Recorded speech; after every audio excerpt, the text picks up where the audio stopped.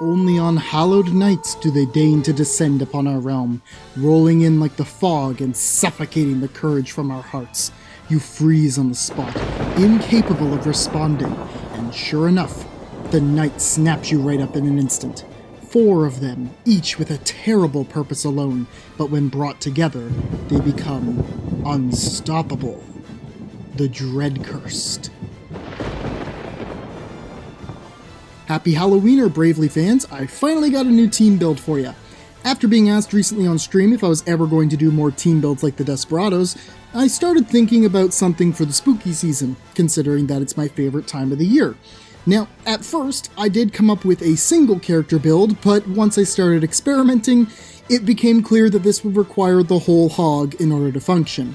But once I sorted out what each person was responsible for, it became dastardly beyond my original intention.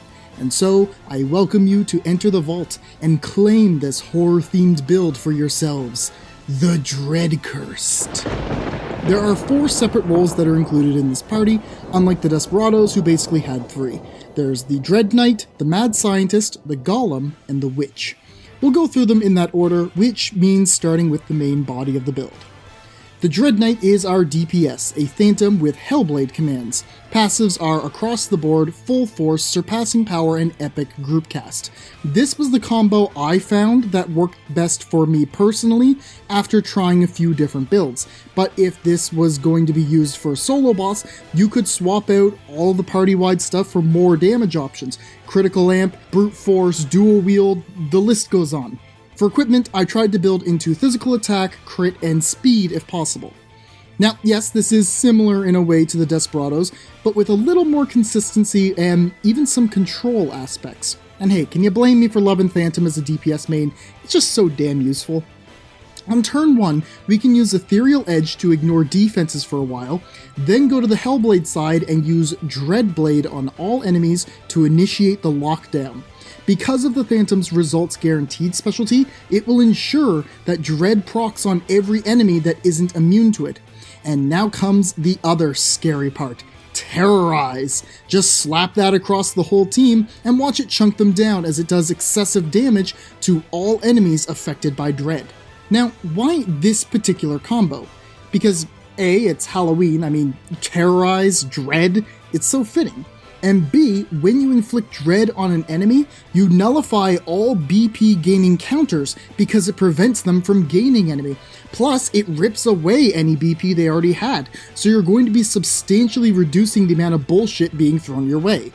Want to make this hit harder? Become the Lightning and sacrifice some HP for one of the highest damage buffs in the game. Or hell, go absolutely crazy and activate death throws to go even higher, though you will doom yourself in the process.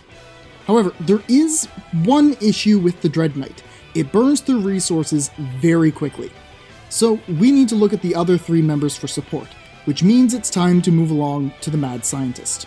This is a Salvemaker with Spirit Master commands. Passives should focus on self-sustain in the resource department, so go for things like MP Saver and MP Regen, or Lunar Powered if you want to be even more on theme, and ensure that you have enough items to keep this one going.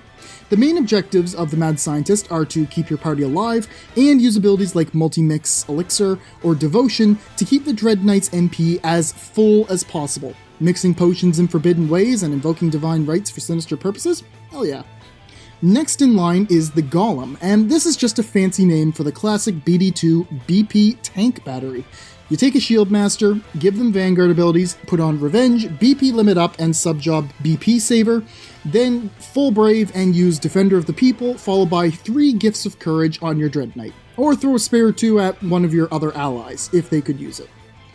Now, you'll have a hunk of stone protecting your party from attacks, and each time the Golem is hit while protecting someone, they'll just get a BP back, plus the 50% chance to gain another one for being hit at all thanks to Revenge. And then, using the Gift of Courage has no cost because of Subjob BP Saver. This will allow you to keep full braving every turn with your Dread Knight and keep the damage coming. But of course, there's still one last member of the DREADCURSED to mention, the Witch. Passives should be similar to your Mad Scientist, generally stuff to keep the MP flowing and buffs lasting. Naturally, as an Oracle and Bard user, this fourth person is our support, but not only in giving damage up or down with standard buffs. You can cast a curse upon your enemies with Elemental Supplement, making them all do dark damage, for example, and then give your own team an Elemental Ward against darkness, further reducing the damage you will take. Or give your Dread Knight a damage type that you have weakened the enemy to with Elemental Impairment, and then watch the crits come flying in because you'll be playing into the Phantom's first specialty, Achilles' Heel. Hell, you don't even need to use Supplement on your team. The Hellblade has access to all 7 elemental damage types. And of course, you can always have your Witch twist the strains of fate and decide who on your team will take the next immediate action with Shut Up and Dance. And even if the Dread Knight is having difficulty with a particular foe, you can always drop a Triplaga from the Witch or a Holy from the Mad Scientist to get them out of the way. Overall, and breaking away from the bit for a moment, I thought this was a really fun combo to play around with. Dread Control proved to be really effective in managing things like the Halls of Retribution, where they applied, and I enjoy the heavy consistency of it. The only things you really have to be careful of are watching your MP, because it will drain quickly, and making sure the enemy is still inflicted with dread each turn. Always make sure to examine your foes and ensure that they still have the ailment to ensure Terrorizes damage potential. And now I can proudly rest saying I've made a job setup that uses Hellblade, in a very weird way. So what did you think of the DREADCURSED build?